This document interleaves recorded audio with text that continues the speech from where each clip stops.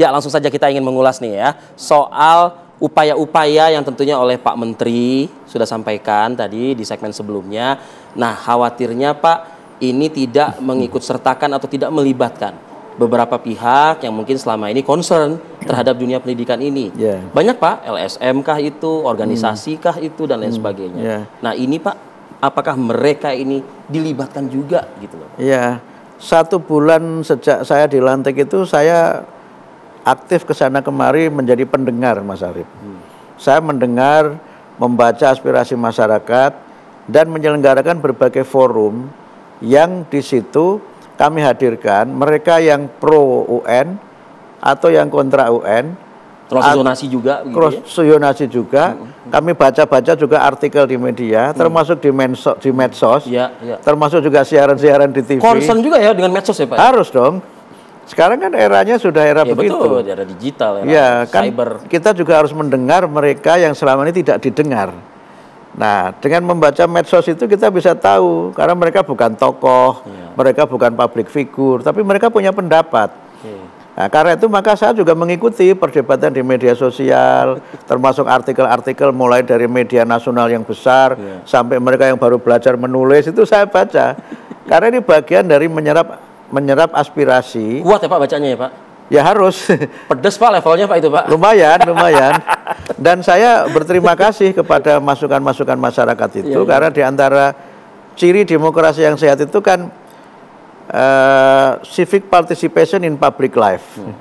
Jadi bagaimana ada partisipasi masyarakat dalam urusan publik. Jadi kalau misalnya ada perdebatan soal UN dan sebagainya, itu artinya demokrasi kita ini sehat. Dan dengan mendengar banyak sekali masukan, mengkaji itu, kita bisa kemudian menilai posisi kita sekarang di sini. Kalau nanti di sini akan seperti apa. Cuma begitu keputusan diambil, memang ada 2 resiko. Karena sudah terbuka seperti ini, saya kira tidak akan ada satu keputusan pun yang memuaskan semua pihak. Pro kontra selalu ada. Karena itu maka kemudian yang kedua, kita akan jalankan itu dengan segala konsekuensinya, tapi kemudian kita juga berusaha untuk sambil itu kita jalankan, nanti kita lakukan evaluasinya. Sehingga karena itu maka sebelum ini nanti kita tetapkan, sekali lagi, saya berusaha menjadi pendengar yang baik. Saya ke daerah-daerah Mas, ketemu para guru, ketemu para penyelenggara pendidikan, bahkan ketemu masyarakat biasa. Karena saya kalau sudah turun itu, saya nggak membatasi diri. Saya bilang kepada protokol saya jangan terlalu ketat ya. Jangan terlalu kaku. Biar masyarakat juga bisa bebas berbicara. Dan alhamdulillah saya bisa mendapatkan banyak sekali masukan. Sehingga karena itu maka mudah-mudahan keputusan yang kami ambil ini adalah yang kami pandang bisa memenuhi aspirasi banyak pihak. Walaupun sekali lagi saya sadar betul dari awal itu tidak akan bisa memenuhi aspirasi semua pihak. Tapi kan kita harus berpihak kepada yang paling mungkin untuk kita mengambil kebijakan itu. Sehingga dengan cara seperti itu maka ya kita akan berusaha untuk mana yang paling relevan untuk tadi pendidikan bermutu untuk semua itu mana. Jadi kalau kita berpikir tadi mengenai zonasi, ujian nasional, sertifikasi guru, kemudian rehabilitasi dan renovasi, itu kan semuanya kepentingannya untuk pendidikan bermutu untuk semua. Mengarahnya ke situ, mengarahnya ke situ. Sehingga ketika kemudian guru kita berikan pelatihan, kita tingkatkan kesejahteraan melalui sertifikasi itu, harus ada dong peningkatan dari sisi kualitas mengajarnya, dari sisi bagaimana mereka itu melayani muridnya, kan begitu kan? Jangan mohon maaf betul. Jangan tunjangannya meningkat, kreditnya yang meningkat, bukan semangat meningkatkan kualitas diri dan melayani murid. Hanya meningkatkan kredit, tapi kualitasnya tidak juga meningkat kan? Ya, yang mudah-mudahan ini tidak terjadi. Nah, ini mungkin juga perlu dijelaskan juga kepada publik Pak, karena kalau bicara soal saya yakin 100% sih kalau bicara soal tenaga pendidik, guru dalam hal ini Pak, mereka performanya atau kualitas mereka mungkin cukup mumpuni begitu ya. Bahkan mumpuni, bisa dikatakan seperti itu. Tapi eranya sekarang ini udah beda zamannya era Arif Adil, eranya semua. Era saya dulu ketika masih di kalau kita dulu kan contoh konkret aja Pak misalnya. Kita kuku saja atau mungkin PR saja atau mungkin tidak mendengarkan yang disampaikan guru di depan kelas begitu.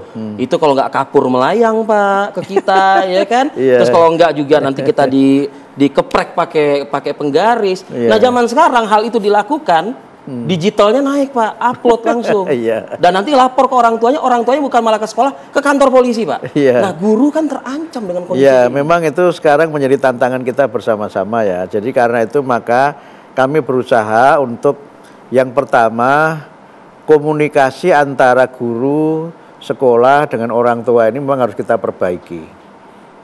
Itu menurut saya harus kita lakukan. Karena selama ini kan berbagai peristiwa itu terjadi karena ada miskomunikasi sebagiannya. Diakui nggak oleh guru-guru itu pada saat Bapak berkunjung gitu loh Pak? Ada yang memang mengaku itu. Karena itu memang ada orang tua itu ada dua kategori yang memas. Ada orang tua yang pasrah 100%. Udahlah mau diapakan anak saya pasrah aja. Ada begitu. Tapi ada yang juga mohon maaf tidak percaya pada guru dan sekolahnya. Kadang-kadang intervensi, kamu ngajarnya jangan gitu dong, harusnya ngajarnya begini. Gitu. Kalau nggak percaya ngapain naruh anak di situ? Nah, ada orang tua yang begitu, Mas. Itu yang mohon maaf seringkali menjadi sebab kenapa kemudian tindakan guru yang niatnya baik itu kadang-kadang diterimanya salah gitu. Nah, karena itu maka menurut saya harus ada solusi dari hulunya. Yang kedua memang guru harus meningkatkan kualitas diri. Cara mendisiplinkan murid itu tidak sama dengan cara dulu dengan cara sekarang. Ya. Karena itu sekali lagi tadi selain dua yang kami sampaikan ya bimbingan konseling dan pendidikan nilai, guru juga memang harus ada upaya meningkatkan kemampuan untuk bagaimana membangun disiplin tanpa hukuman yang bersifat fisik atau disebut dengan corporal punishment itu. Sehingga nanti pelatihan-pelatihan guru itu kan kita adakan lagi Mas Arif. Misalnya KKG ya, yang itu untuk para kepala sekolah, kemudian nanti MGMP, musyawarah guru mata pelajaran, nanti kita hidupkan lagi, supaya guru itu ada continuing professional development. Jadi terpantau ya Pak ya? Betul, dan itu menjadi tagihan untuk pemenuhan kewajiban guru yang 24 jam seminggu itu. Salah satu standar untuk itu, begitu ya, maksudnya? Jadi yang sekarang sudah kita keluarkan aturannya, itu nanti guru itu tidak harus mengajar 24 jam dalam satu minggu. Dia bisa saja mengajar hanya 9 jam satu minggu. Tapi untuk 24 jam, dia harus ada membimbing murid. Nanti kita hitung berapa murid, itu poinnya berapa. Dan itu nanti yang dia lakukan apa untuk mendampingi murid kesulitan belajar itu apa? Mendampingi murid dalam konteks konsultasi psikologis, konsultasi keluarga, konsultasi personal itu apa? Nanti ada tagihannya dari bukti dia melakukan bimbingan. Atau pembinaan bakat minat yang dilakukan seperti apa. Kemudian juga ditagih itu continuing professional development. Kamu dalam setahun ini itu sudah ikut pelatihan apa untuk meningkatkan kualitas dan kompetensi Anda sebagai seorang pendidik. Karena salah satu pengukurnya adalah dengan pelatihan-pelatihan pelatihan. Tapi nanti kita tidak hanya menuntut guru pelatihan dan tidak kita sediakan pelatihannya. Itu juga harus disiapkan oleh negara. Ya, sehingga nanti mungkin modelnya tadi kalau musyawarah guru mata pelajaran itu kan guru mengajar guru. Sehingga nanti ada proses namanya peer teaching gitu, peer teaching atau resource sharing, di mana guru yang punya pengalaman mengajar kepada guru yang lain sehingga nanti ada proses-proses yang itu diselenggarakan di luar jam pelajaran. Bisa jadi misalnya dilaksanakan pada hari Sabtu, jadi Senin sampai Jumat ini di sekolah. Hari Sabtunya mungkin kumpul di sekolah mana dalam region tertentu, guru-guru ini saling berbagi pengalaman, berbagi ilmu untuk bagaimana mereka meningkat. Dan itu nanti ada tagihannya untuk pemenuhan yang 24 jam di luar dia mengajar di kelas gitu. Itu nanti bagian dari upaya kami meningkatkan kualitas. Sehingga karena itu maka sekali lagi karena memang dunianya berubah, maka cara kita mengajar memang juga harus berubah juga gitu. Pak, tadi disampaikan kan kalau misalnya memang bukan tren lah ya, mungkin beberapa fenomena akhir-akhir ini yang berujung kepada pidana, laporan dan lain sebagainya. Ada juga nggak Pak semacam kayak koordinasi dengan lintas kementerian atau lintas lembaga negara ya terkait dengan fenomena yang terjadi dan mencuat akhir-akhir ini yang kemudian membuat para guru ini jadi bingung untuk bertindak begitu ya Pak. Betul. Di segmen berikutnya lagi Pak kita jeda dulu sejenak. One on one akan kembali saat lagi, tetaplah bersama kami.